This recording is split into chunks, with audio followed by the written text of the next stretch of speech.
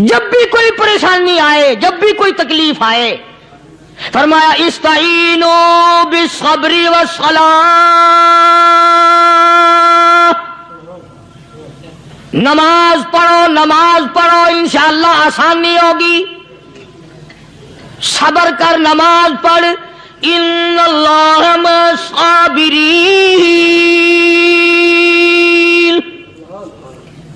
اللہ پاک صبر کرنے والوں کا ساتھی ہے، صبر بھی کرتا جا، نماز بھی ادا کرتا جا، جس سے تیرا بگاڑ ہے یوں بھی سوچتا جا میری طرف سے کوئی ظلم نہ ہو جائے، میں مارا جاؤں گا۔ السلام علیکم ورحمۃ اللہ وبرکاتہ۔ ناظرین، امید ہے آپ تمام خیریت سے ہوں گے۔ آپ لوگوں کا خیر مقدم کرتے ہیں ہم ایک حنیفی کے چینل پر، جس میں قاری حنیف ملتانی رحمۃ اللہ علیہ کے بیان ڈالے جائیں گے، اور بہت ہی زیادہ بہترین بیان ہے جو ایمان کو تازہ کر دیں گے، جس سے ہمیں بہت کچھ دین کی باتیں سننے کو سمجھنے کو ملے گی۔ تو چلتے ہیں، زیادہ باتیں نہ کرتے ہوئے بیان کو اسٹارٹ کرتے ہیں۔ تو میں بھی ساتھ میں سنتا ہوں اور آپ بھی میرے ساتھ سننا اسٹارٹ کیجیے گا۔ اللہ کے نیک برگزیدہ بندے، مقبول ترین بندے، اللہ والے، اللہ کے ولی، بزرگان دین رحمہم اللہ علیہ مجمعین کے واقعات اور مختصر سے حالات اس نیت سے عرض کر رہا تھا کہ ہمیں بھی اپنے گریبان میں جھانکنے کا موقع ملے، ہم لوگ بھی یہ سوچیں کہ یہ اللہ والے تھے، پیٹ بھی تھا، نفس بھی تھا، بیوی بھی تھی، بچے بھی تھے، پیاس بھی لگتی تھی، بھوک بھی لگتی تھی، کپڑا بھی درکار تھا، سردی گرمی بھی آتی تھی، ان لوگوں نے اللہ کی رضا کیسے حاصل کی؟ نیت میری کسی کی تردید مقصود نہیں، سمجھانے کے لیے کہتا ہوں جیسے سڑک پہ پیدل آدمی چل رہا ہو اور پاس سے کار گزرتی ہے تو دل میں خیال آتا ہے کہ میرے پاس بھی کار ہوتی۔ ان اللہ کے نیک بندوں کو دیکھ کر میں اور آپ کیوں نہیں سوچتے کہ میں بھی اللہ کا نیک بندہ بن جاتا؟ کوٹھی بنگلہ دیکھ کر، لمبا چوڑا کاروبار کارخانہ دیکھ کر آدمی کے دل میں آتا ہے یارو یہ کارخانے دار ہے، میں اس کا مزدور ہوں۔ تیرے دل میں یہ بات کیوں نہیں آتی کہ میں نماز بھی نہیں پڑھتا اور فلانا ساری رات سویا ہی نہیں؟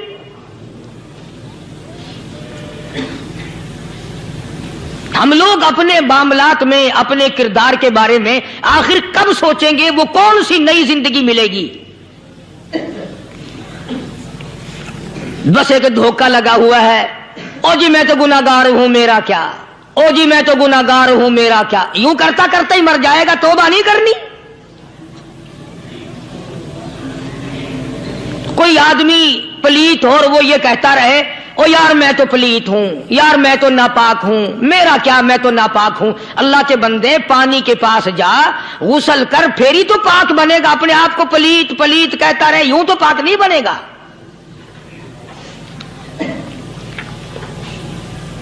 یہ اللہ والے جو ہوتے ہیں آدمی کے اندر کو ٹھیک کرتے ہیں۔ جیسے ڈاکٹر کہتا ہے کہ اگر بلڈ پریشر کے مریض ہو تو نمک نہ کھاؤ، شوگر کے مریض ہو تو میٹھا نہ کھاؤ، بادی کے مریض ہو تو آلو نہ کھاؤ۔ اللہ والا کہتا ہے اگر تمہارے اندر شرک کی بیماری ہے تو خدا کے دروازے کے سوا کہیں نہ جاؤ۔ اللہ والے اندر کا علاج کرتے ہیں، روحانی علاج کرتے ہیں، اس بیماری کا علاج کرتے ہیں جو قبر میں کام آئے گی۔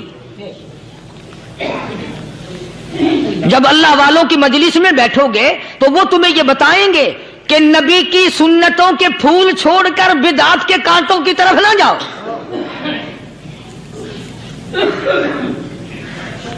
اور ہدایت ہے محمد کریم صلی اللہ علیہ وسلم کی، سبحان اللہ۔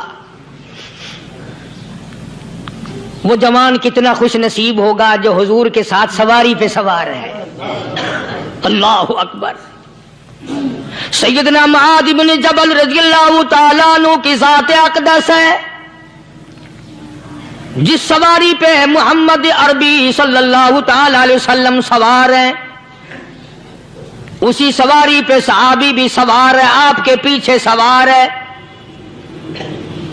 آپ نے 3 مرتبہ ارشاد فرمایا یا ماس، وہ کتنا مقدروں والا جوان ہوگا جس کا نام آقا کے پیارے پیارے منہ سے نکلا. فرمایا یا ماس، او ماس. عرض کیا لبیک و سعدیک، میرے آقا میں حاضر ہوں، میں غلامی میں حاضر ہوں. کچھ نہیں فرمایا. پھر دوسری مرتبہ ارشاد ہوا یا ماس. عرض کیا لبیک و سعدیک، کالی کملی والے میں تیری خدمت میں حاضر ہوں، میں غلامی میں حاضر ہوں. تیسری مرتبہ پھر فرمایا یا ماس. سمجھے آپ؟ یہ تو حضور کو پتا تھا کہ میری آواز اس نے پہلی دفعہ میں ہی سن لی، پکار رہا ہے میں حاضر ہوں. 3 مرتبہ آواز اس لیے دی، یعنی میں جو تجھے بتانا چاہتا ہوں وہ بڑی اہم بات ہے، توجہ کر، دھیان کر اس بات کی طرف جو میں تجھے بتانے لگا ہوں. تیسری مرتبہ ارشاد ہوا یا ماس. عرض کیا لبیک و سعدیک، میرے آقا میں حاضر ہوں، غلامی میں حاضر ہوں. ارشاد فرماؤ. فرمایا یا ماس لا تشرک باللہ. او ماضی مجھ سے ارشاد سن لے، مجھ سے پیغام سن لے. میں محمد کریم صلی اللہ تعالی علیہ وسلم تجھے بڑی پتے کی بات بتانے لگا ہوں، گر کی بات بتانے لگا ہوں، کوئی حقیقت کی بات بتانے لگا ہوں. لا تشرک باللہ. او میرے جمال، میرے صحابی، او ماس، اللہ کی ذات میں، اللہ کی صفات میں کسی کو شریک نہ ٹھہرانا.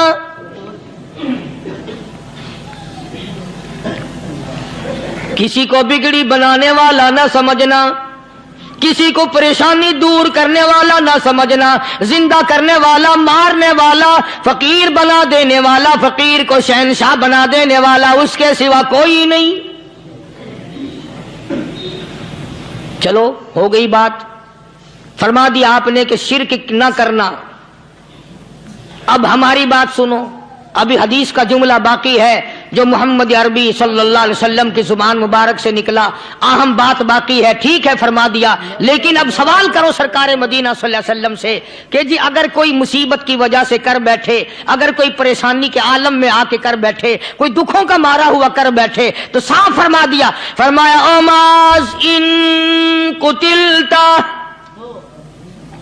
اگرچہ تجھے قتل کر دیا جائے، تیرا ٹکڑا ٹکڑا کر دیا جائے، تیرا قیمہ بنا دیا جائے، اس سے بھی سخت بات آگے فرمائی او حرقتا، چاہے تجھے جلا کر خاک کر دیا جائے،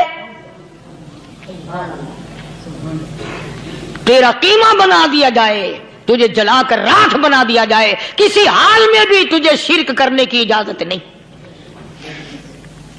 اور ایک اور بات میرے سے سن کر پکا کے لے جاؤ.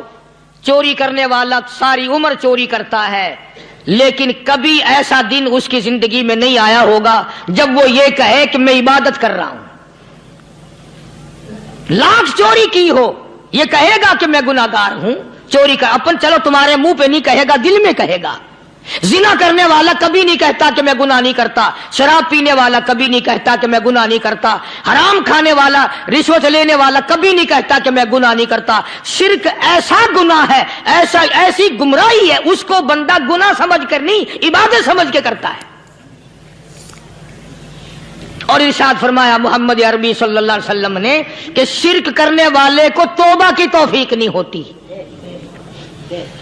وہ اس کو برا سمجھے تو توبہ کرے، جب وہ اس کو برا سمجھتا ہی نہیں تو گناہ سمجھتا ہی نہیں تو توبہ کائے کی کرے گا وہ. میں عرض کر رہا تھا کہ یہ جو اولیاء کرام ہیں، بزرگان دین ہیں، اللہ والے ہیں، یہ شرک کی لعنت سے آدمی کو بچانے کے لیے ساری زندگی کوشاں رہتے ہیں. حدیث پاک میں آتا ہے، ارشاد فرمایا محمد کریم صلی اللہ علیہ وسلم نے کہ جب آدمی گناہ کرتا ہے، فرمایا ان فی الجسد لمضغۃ، اذا صلحت صلح الجسد كله واذا فسدت فسد الجسد كله الا وهي القلب او كما قال النبي صلی اللہ علیہ وسلم. ارشاد فرمایا آدمی کے بدن میں ایک گوشت کا ٹکڑا ایسا ہے کہ جب وہ ٹھیک ہو جائے تو سارا بدن ٹھیک ہو جاتا ہے، جب وہ بگڑ جائے تو سارے بدن کا نظام بگڑ جاتا ہے. الا وہی القلب، سرکار مدینہ صلی اللہ علیہ وسلم نے فرمایا وہ دل ہے. دل آدمی کا سنور جائے تو سارا کچھ سنور گیا، دل بگڑ گیا تو سب کچھ بگڑ گیا. ریاکاری دل سے پیدا ہوتی ہے، تکبر دیکھنے میں نہیں آتا، دل میں پیدا ہوتا ہے. فخر دل میں پیدا ہوتا ہے، عجب اور خودبینی دل میں پیدا ہوتی ہے. تو آقا مدنی صلی اللہ علیہ وسلم نے فرمایا کہ آدمی کا دل جو ہے وہ سفید ہوتا ہے، بالکل سفید ہوتا ہے. جب بندہ گناہ کرتا ہے تو ایک چھوٹا سا سیاہ کالا نقطہ اس کے دل پہ لگ جاتا ہے، پھر دوسرا گناہ کرتا ہے، پھر دوسرا نقطہ لگ جاتا ہے، پھر تیسرا گناہ کرتا ہے، پھر تیسرا نقطہ دل پہ لگ جائے، حتیٰ کہ اس کا دل سارا کالا ہو جاتا ہے. اور جب سارا دل کالا ہو جاتا ہے تو اس کے دل کے اندر پھر حق سمجھنے کی گنجائش نہیں رہتی. پھر وہ اتنا بگڑتا ہے کہ خلاف شرع کام کو وہ عبادت کہتا ہے، پھر وہ ڈھول دھماکے کو عبادت کہتا ہے، پھر وہ چمٹا کھڑکانے کو عبادت کہتا ہے، پھر وہ نشہ کرنے کو عبادت کہتا ہے، پھر وہ نماز نہ پڑھنے کو عبادت کہتا ہے، پھر وہ قرآن کے قریب نہ آنے کو عبادت کہتا ہے. حالانکہ بزرگوں کا یہ طریقہ کار نہیں. سائیں توکل شاہ صاحب سب کا جو رحمت اللہ علیہ، امبالے شہر میں مزار ہے. حضرت کے واقعات میں لکھا ہے کہ جب کوئی عالم، جب کوئی قاری، جب کوئی بزرگ قرآن پڑھتا یا کچھ بیان کرتا، اگر قرآن پڑھتا غلطی کرتا، ہاں یہ بات سمجھ لو کہ سائیں شاہ صاحب جو تھے ان پڑھ تھے، عالم نہ تھے، پڑھے ہوئے نہیں تھے، لیکن اگر کوئی قرآن کی آیت غلط پڑھتا تو سائیں شاہ صاحب جو تھے وہ کہتے کہ تو نے غلطی کی ہے. اور اگر کوئی حضور کریم صلی اللہ علیہ وسلم کی حدیث پاک پڑھتا، اس میں کوئی غلطی کر دیتا تو شاہ صاحب فرماتے کہ تو نے غلطی کی ہے. تو ایک دن مولویوں نے، عالموں نے، قاریوں نے مشورہ کر لیا اور کہنے لگے آؤ شاہ صاحب سے پوچھیں گے کہ ان کو یہ پڑھے ہوئے تو ہے نہیں، ان کو پتہ کیسے چلتا ہے، آیت غلط پڑھی گئی یا حدیث پاک غلط پڑھی گئی، ان کو پتہ کیسے چلتا ہے. تو اللہ والے کی خدمت میں پہنچے اور جا کے یہ سوال کر دیا، اللہ والے سے یہ سوال کر دیا. آپ سب سبحان اللہ کہو تو میں آگے جواب بتاؤں. اللہ اکبر، اللہ اکبر، کیا شان ہے اللہ والوں کی. فرمایا تم نہیں جانتے جب کوئی قاری قرآن صحیح پڑھتا ہے، عالم حدیث پاک صحیح بیان کرتا ہے، میں دیکھتا ہوں، میری آنکھوں کو نظر آتا ہے، اس کے سر سے لے کر آسمان تک نوری فرشتوں کی قطار بند جاتی ہے. اور جب وہ غلطی کرتا ہے تو وہ قطار ساری رخصت ہو جاتی ہے، وہ قطار ساری چھٹی کر جاتی ہے. میں سمجھ جاتا ہوں کہ کوئی غلطی ہوئی ہے. یہ ہے اللہ والوں کی باتیں جو ہم لوگوں کے کام آنے والی ہیں، جو ہمارے سوچ و بچار کی ہیں، جو ہمارے کرنے کی ہیں. کہ کتنے دن ان حضرات کو فاقے کرنے پڑے، مصیبت جھیلنی پڑی، پریشانی اٹھانی پڑی تو پرواہ ہی نہیں کرتے تھے. مخلوق سے سوال کرنا ان حضرات کے یہاں بہت بری بات تھی. بلکہ نفحۃ الیمن ایک عربی کورس کی کتاب ہے، درس میں پڑھائی جاتی ہے عربی مدرسوں میں. ہم نے جب سبق پڑھتے تھے تو ایک واقعہ پڑھا تھا کہ کسی پہاڑ کی غار میں ایک اللہ والا رہتا تھا اور اللہ اللہ کرتا تھا ہر وقت. اللہ کی طرف سے کھانا آ جاتا تھا اور وہ کھا لیا کرتا تھا. تو خدا امتحان بھی کرتا ہے، آزمائش بھی کرتا ہے. دعا کیا کرو اللہ ہماری آزمائش نہ فرمائے. ہم لوگ آزمائش کے قابل کہاں ہیں. تو اللہ پاک نے جب اس اللہ والے کی آزمائش فرمائی تو 3 دن تک کھانا نہ آیا. 3 روز تک کھانا نہیں آیا. جب نہیں آیا تو بھوک نے ستایا, اور جب بھوک نے ستایا تو پریشانی ہوئی, اور جب پریشانی ہوئی تو دل میں خیال آیا کہ اب میرے لیے سوال کرنا جائز ہو گیا, اب تو میں بالکل بھوک نے تنگ کر دیا مجھے. تو پہاڑ سے نیچے اترے اور جا کر کے ایک مکان پہ سوال کر دیا, اور سوال یہ کیا کہ اللہ نام پہ مجھے کھانا چاہیے. ان گھر والوں نے 3 روٹیاں دے دی, ان گھر والوں نے 3 روٹیاں دے دی, اور یہ اللہ کا ولی لے کے چل دیا. تو جس گھر سے 3 روٹیاں ملی تھی ان کے یہاں ایک کتا بھی تھا, وہ اس ولی کے پیچھے پیچھے لگ گیا اور بھونکار قریب تھا کہ کاٹ کھائے پھاڑ کھائے. اللہ کے ولی نے سوچا کہ یہ تو بڑا ظالم کتا پیچھے لگ گیا, 1 روٹی اس کو پھینک دوں, 2 مجھے کافی ہو جائیں گی, یہ اپنا اس کی ہلے لگ جائے گا, مشغول ہو جائے گا, میں نکل جاؤں گا. یہ کتاب کی بات ہے, حدیث کی نہیں. تو نفحۃ الیمن کتاب میں واقعہ یوں لکھا کہ کتا 1 روٹی کھا کے پھر بھاگ کے اس ولی کو مل گیا اور بہت بھونکار کاٹنے کے قریب ہوا. تو پھر اللہ کے ولی نے سوچا کہ یار 1 ہی روٹی کافی ہو جائے گی, یہ تو پھر ظالم پیچھے ہو گیا. اس نے دوسری روٹی بھی اس کو پھینک دی. اللہ کی شان, کتا دوسری روٹی کھا کر کے پھر ولی کے پیچھے پیچھے. اس نے سوچا ایسی روٹیوں سے تو یوں ہی بھلے, وہ تیسری بھی پھینک دی. کتے نے تیسری بھی کھا لی, اور جب تیسری روٹی کھا کے کتا بھونکا, اب ولی کھڑا ہو کر غصے میں آ گیا اور کہنے لگا, او کتے تجھے شرم نہیں آتی؟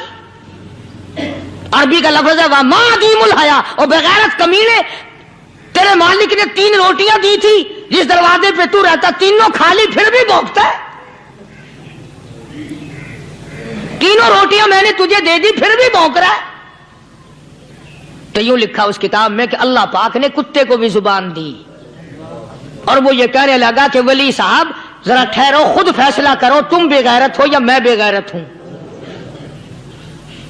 فیصلہ جناب کریں, میں کتا ہوں, آپ ولی ہیں, جنت کے کھانے کھائے, ارے 3 دن نہ ملا تو آدمی کے دروازے پہ آ کے ماتھا گھسایا, جھولی پھیلائی, بھیک مانگی, مجھ سے قسم لے لو میں کتا ہوں, کئی مرتبہ 8 دن ٹکڑا نہیں ملتا, قسم لے لو اس دروازے کے سوا کبھی کسی دوسرے دروازے پہ نہیں گیا میں.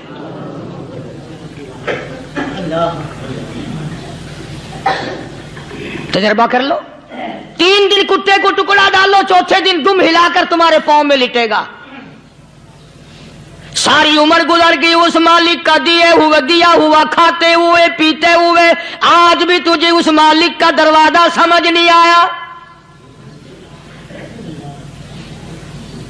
پانی وہ پلاتا والذی ہوا یطعمنی ویسقین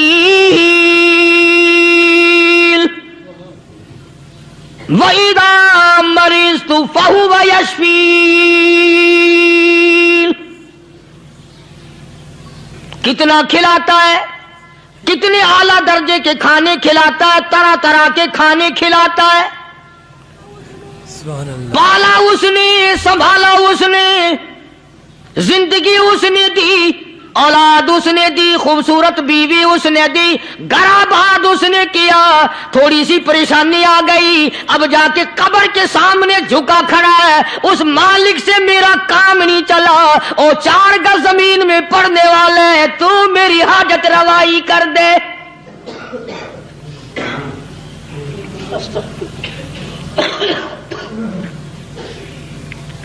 کون سے ولی نے یہ تعلیم دی, کون سے ولی نے یہ ترغیب دی؟ خواجہ قطب الدین بختیار کاکی رحمت اللہ علیہ, بابا فرید الدین شکر گنج رحمت اللہ علیہ کا پیر ہے.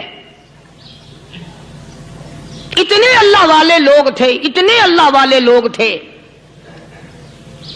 خواجہ قطب الدین بختیار کاکی رحمت اللہ علیہ کا آخری وقت دلی شہر میں آ گیا.